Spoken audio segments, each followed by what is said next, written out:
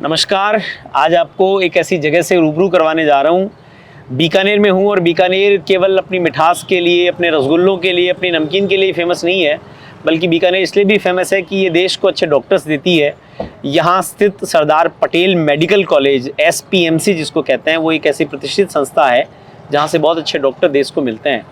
मेरे साथ में एक बच्चा बैठा है और इस बच्चे से हमारा ख़ास संबंध है क्योंकि ये बच्चा SPMC में मैट्रिक्स नीट डिवीज़न के माध्यम से पहुंचा, पर इसका बड़ा भाई प्रियांशु मील जो है वो मैट्रिक्स JEE अकेडमी के माध्यम से देश की सबसे प्रेस्टीजियस IIT बॉम्बे पहुंचा है। छोटा भाई आज SPMC में है, बड़ा भाई IIT बॉम्बे पास आउट होकर के अपने जीवन को आगे बढ़ा रहा है।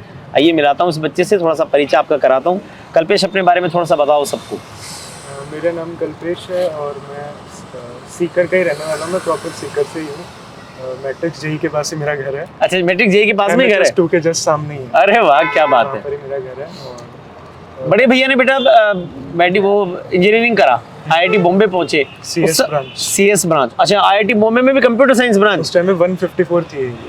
154 ऑल इंडिया रैंक थी, गजब। तो मुझे एक बात बताओ कि जब उस समय उनका रिजल्ट आया था, उस समय तुम कौन सी क्लास में थे? मैं था 5th में। वो छोटे थे? मैं 7 साल छोटा हूँ, क्लासेस में 8 साल। अच्छा, क्लासेस में 8 साल हो, पर 5th में ये तो समझ में आ गया होगा कि भैया ने कुछ बड़ा करा है, ये समझ में आ गया होगा। सुनते तो पता चल जाता है, JEE भी कुछ है, IIT में भी है। पर मतलब हमें ये समझ में आ गया था कि भैया ने कुछ तो बड़ा करा है कि भाई बॉम्बे IIT और उसमें भी कंप्यूटर साइंस ब्रांच, मतलब कुछ तो बड़ा करा है। फिर जैसे जैसे बड़े होते गए, भैया 4 साल उसमें रहे, IIT में रहे, तो फिर तुम थोड़े मैच्योर होने लग गए होंगे, 7वें 8वें आ गए, तब कुछ दिमाग में आने लग गया था। खुद के IIT करने का मन में नहीं आया? IIT का भी था, मतलब पेरेंट्स की भी थोड़ा होता है और मेरे भी थी इंटरेस्ट IIT में, इधर मेडिकल में। अच्छा, आपका इंटरेस्ट मेडिकल में था, तो फिर आपने, भैया ने बोला आपको कुछ गाइड किया? भैया का तो ये था, जिधर जो भी चॉइस हो वो ले। मैट्रिक्स क्यों चुना इसका तो मैं नहीं पूछूंगा क्योंकि क्योंकि वो तो एक लीगेसी हो गई है कि भैया ने इतना अच्छा कराया तो हम भी वैसा सही करने वाले हैं। मैट्रिक्स नीट डिवीजन आए, स्टडी स्टार्ट करी, उस समय लगता था कि इतने मार्क्स आ जाएंगे?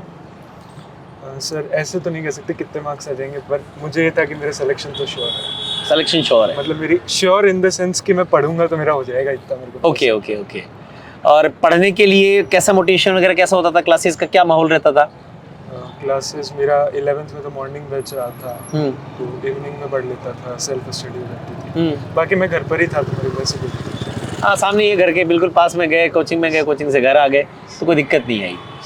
टेस्ट वगैरह का सिस्टम जो था वो फॉलो करते थे पूरा? मैंने टेस्ट सारे दिए, मैंने एक ही टेस्ट मिस किया, मुझे अब तक पता है 2 साल के अंदर। सिर्फ 2 साल में एक टेस्ट मिस किया? वो क्यों किया था? वो थी मतलब मेरी चाचा की बेटी की सगाई की सेरेमनी थी, तो उसी दिन तो केवल इसलिए एक टेस्ट, बाकी सारे दिए? सारे टेस्ट देने के बाद में जब नीट का एग्जाम देने गए तब क्या डिफरेंस लग रहा था? मतलब एक तो जगह मैट्रिक्स नीट डिवीजन नहीं थी। हाँ, जो भी एग्जाम सेंटर था वो था, तो मतलब यही था। बाकी तो जैसे टेस्ट देते थे वैसे ही था, सेम वैसा सही था।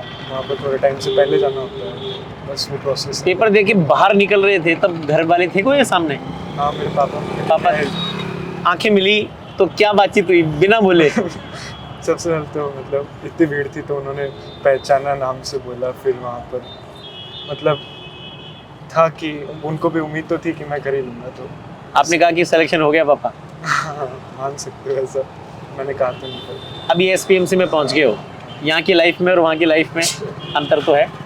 यहाँ पर थोड़ी सी अगर लिबरलिटी ज़्यादा होती है, वहाँ तो सिर्फ स्टडी था, यहाँ पर एक्स्ट्रा करिकुलर एक्टिविटीज़ भी कर सकते हो। तो कल्पेश उसमें भाग ले रहा है? हाँ, मैं स्पोर्ट्स वगैरह में थोड़ा बहुत क्या खेलते हो? मैं वॉलीबॉल खेल लेता हूँ। वॉलीबॉल? लंबाई से लग भी रहा है थोड़ा सा। वॉलीबॉल पसंद है? मैं बहुत ज़्यादा तो नहीं, पर वीक में 3-4 डेज रेगुलर खेलते हो? कितनी देर खेलते हो?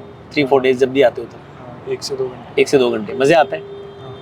साथ में सीनियर्स खेलते हैं कि जूनियर्स? वैसे तो दोनों ही होते हैं, सीनियर्स जूनियर्स। पर यार सीनियर्स वाला थोड़ा सा सिस्टम रहता है, बॉस, यस बॉस, पर मज़ा आ रहा है। चूँकि प्रियांशु भैया ने बहुत अच्छा करा हुआ, और अब तो कल्पेश भी जो है, कल्पेश के लिए प्रियांशु भैया पहले रोल मॉडल थे, अब कल्पेश कईयों के लिए रोल मॉडल बन सकता है। तो इस वीडियो को देखने वाले बच्चों से, या जो आपके जूनियर्स हैं या जो अभी स्टडीज़ कर रहे हैं, उनको कोई मैसेज देना चाहोगे? मैसेज तो ये है कि कोचिंग में जो भी करा रहे हैं उसको बस टीचर्स कह रहे हैं वैसा फॉलो करते रहो और बस काम हो जाएगा। मतलब आपको फेथ करना है, faith is the key to success. क्योंकि जो लोग आपको यहाँ भेजने के लिए तैयारी कर रहे हैं वो लोगों के पास एक्सपीरियंस है, वो भेज ही देंगे। तो चलो, मेरी ओर से आपको बहुत बहुत शुभकामनाएं, Thank you, sir. Wish U a very good luck. और हम चाहेंगे कि कल्पेश डॉक्टर ही नहीं बने, बल्कि एक डिसेंट डॉक्टर बने, अच्छा डॉक्टर बने, जिसके पास लोग आएँ तो इस बात की निश्चिंतता को लेकर के आएँ कि यदि हम कल्पेश को दिखाने जा रहे हैं, मतलब ठीक ही सब काम हो जाएगा। तो आपको बहुत बहुत शुभकामनाएं।